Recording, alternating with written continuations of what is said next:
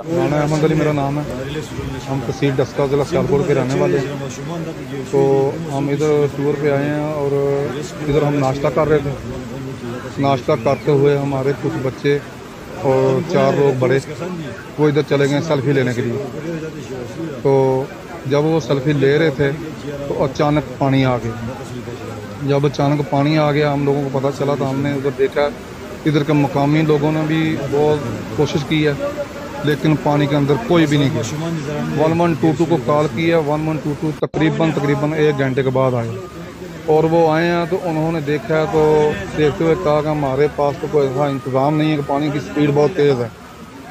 वो चले गए हैं। उसके बाद फिर 15-20 मिनट के बाद आई है गाड़ी और उन्होंने भी देखा। उन्होंने कहा हमारे पास वो कश्ती नहीं है लेकिन हम कुछ करते हैं और वो चले गए हैं। तो पानी की स्पीड बहुत तेज़ थी। तो जब वो चले गए हैं बाद में उस वक़्त आए हैं जब हमारे वो लोग सैलाब की नज़र हो गए। 4-5 लोग हमारे बड़े थे, बकाया बच्चे थे, 10 लोग हैं।